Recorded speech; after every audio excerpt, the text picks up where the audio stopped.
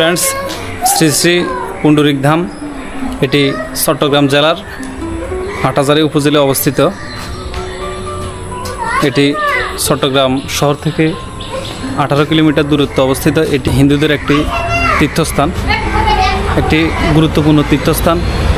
এখানে অনেক ভক্ত, অনেক সাধকরা আসেন ওনাদের আধ্যাত্মিকতা চর্চা করার জন্য।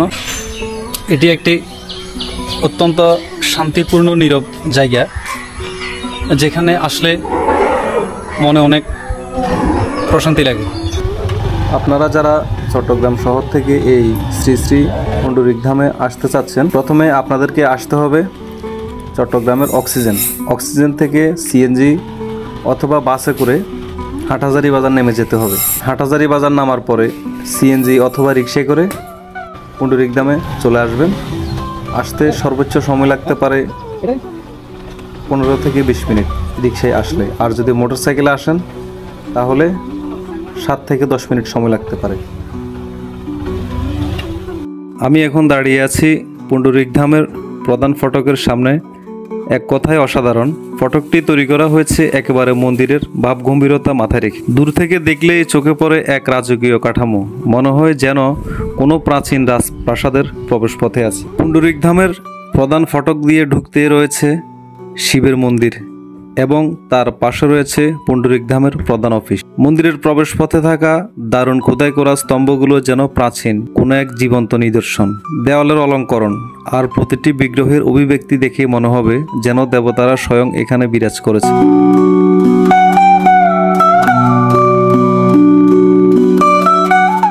এরপর ধামে ঢুকতে রয়েছে জয় ও বিজয় বিগ্রহ, বৈকুণ্ঠের দ্বাররক্ষী, যারা ভক্তি ও ভগবানের সেবায় চিরকাল নিয়োজিত।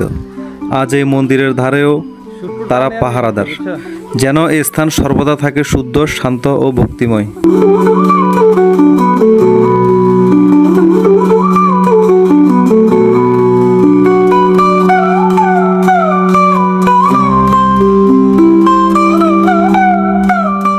এবং আরেকটু সামনে গেলেই হাতের ডান পাশে দেখা মেলে একটি শ্যামকুণ্ডের।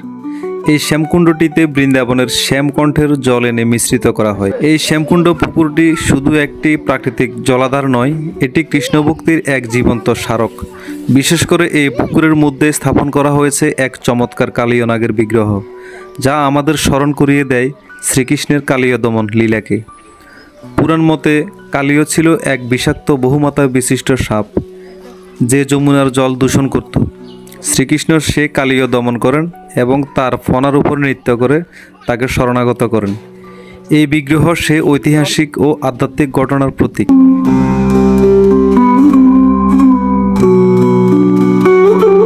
এই মন্দির প্রাঙ্গণের আরেকটি গুরুত্বপূর্ণ অংশ হচ্ছে যজ্ঞ মন্দির। যজ্ঞ হলো সনাতন ধর্মের চিরায়ত রীতি, যেখানে দেবতাদের উদ্দেশ্যে অগ্নিতে অর্ঘ্য নিবেদন করে মানুষ চায় কল্যাণ, শান্তি ও বিশ্বমঙ্গল।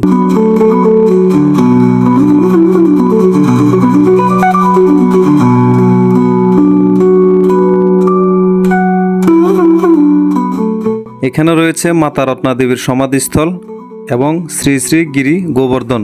গোবর্ধন হিন্দু ধর্মে একটি অত্যন্ত পবিত্র পর্বত, যা ভগবান শ্রীকৃষ্ণের জীবনের একটি গুরুত্বপূর্ণ ঘটনার সঙ্গে জড়িত।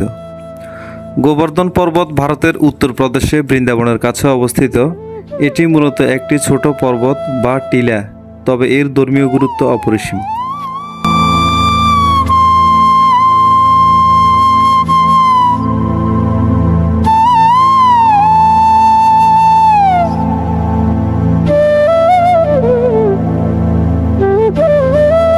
পুণ্ডরিক ধামের একেবারে পাশে রয়েছে একটি অপূর্ব শান্তিপূর্ণ জলাশয়। এই জলাশয়ের চারপাশে রয়েছে বড় বড় 4টি সিঁড়ি, যেগুলো শুধু পুকুরঘাট নয়, বরং এক একটা যেন হয়ে উঠেছে প্রকৃতিতে উপলব্ধির এক একটা ধাপ। এটিকে রাধাকুণ্ডও বলে। এই সেই গরুর দেব, যেটি ভগবান কৃষ্ণের বাহন।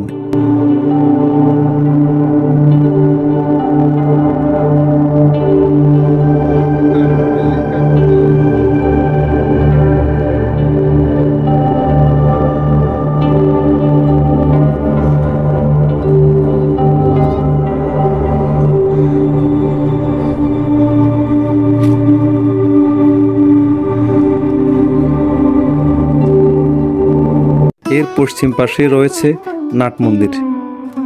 এই মন্দির প্রাঙ্গণের হৃদয়ে যেন অবস্থান করেছে এক বিশেষ স্থান, কীর্তনের মঞ্চ। এই মঞ্চ শুধু একটা কাঠামো নয়, বরং এটি এক প্রাণমঞ্চ।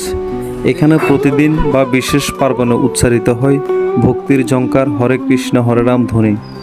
এই স্থানের প্রতিটি সুর যেন প্রাণে ঢুকে যায়, দর্শনার্থীদের হৃদয় ছুঁয়ে যায় সেই আধ্যাত্মিক তরঙ্গে। মঞ্চটির নকশা ও পরিবেশ এমনভাবে তৈরি যেন তা নিজে একটি ধ্যানময় পরিবেশ তৈরি করে, যেখানে বসেই অনুভব করা যায় পরম শান্তি। শুধু বাহ্যিক সৌন্দর্য নয়, এর নির্মাণে ব্যবহৃত পাথর, মার্বেল ও কাঠের কাজগুলো অত্যন্ত ব্যয়বহুল এবং নিখুঁতভাবে সম্পূর্ণ করা হয়েছে। এই মন্দিরটির কমপ্লেক্সটির প্রতিটি কোণ ঘুরলে বোঝা যায় কতটা যত্ন ও নিখুঁত পরিকল্পনার মাধ্যমে এটি নির্মিত হয়েছে।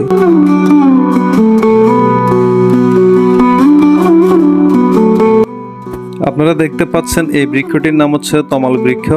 সনাতন ধর্মে একটি অত্যন্ত পবিত্র ও গুরুত্ববহ বৃক্ষ, যার উল্লেখ প্রধানত শ্রীকৃষ্ণ লীলার প্রেক্ষাপটে পাওয়া যায়। শ্রীকৃষ্ণের গায়ের রং বর্ণনা করতে প্রাচীন শাস্ত্রে তমাল বৃক্ষের মতো গাঢ় শ্যামবর্ণ। এজন্য তমাল বৃক্ষকে কৃষ্ণ বা প্রকাশের প্রতীক হিসেবে দেখা হয়। শ্রী পুণ্ডরিক বিদ্যানিধির জন্মস্থান পুণ্ডরিক ধাম, আর দাপর যুগের রাধারানীর পিতা বৃষভানু মহারাজে কলিযুগে পুণ্ডরিক বিদ্যানিধি। ফলে সনাতনীদের জন্য পুণ্ডরিক ধাম বড়ই মূল্যবান এবং পবিত্র।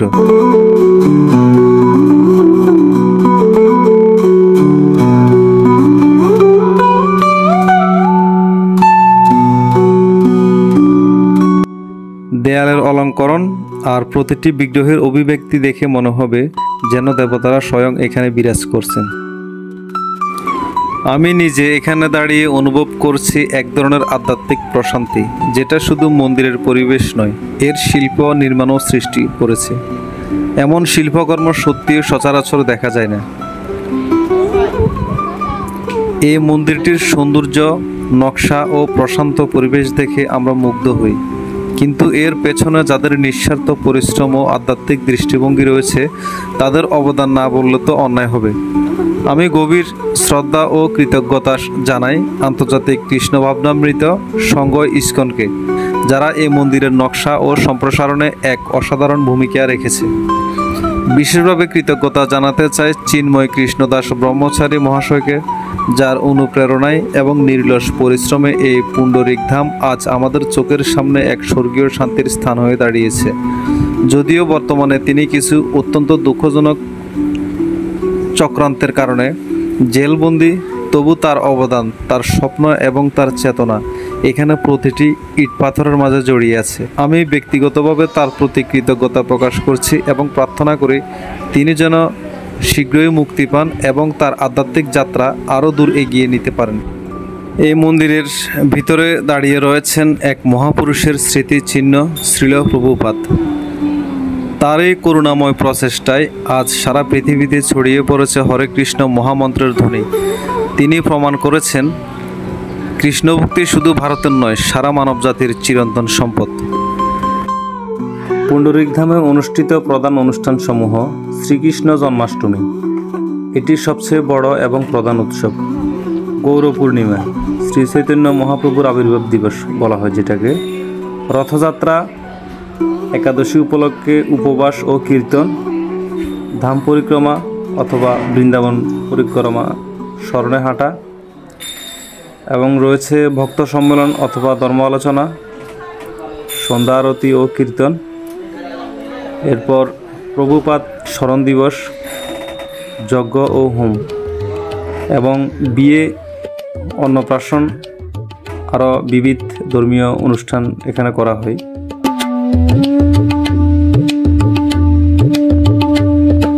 পুণ্ডরিক ধামের পূর্ব পাশে যে রাধাকুণ্ডটি রয়েছে, এখানে বসলে আপনি দেখতে পাবেন পুকুরে ভেসে বেড়ানো বড় বড় মাছ, যেন প্রকৃতির সঙ্গে মিশে আছে আধ্যাত্মিক প্রশান্তি।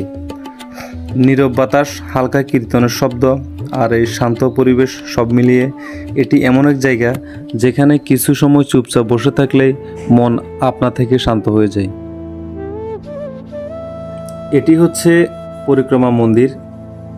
এটি এমন একটি পবিত্র স্থান যেখানে ভক্তরা ঘুরে ঘুরে প্রদক্ষিণ করেন। ভগবানের চরণে আরও কাছে আসার জন্য।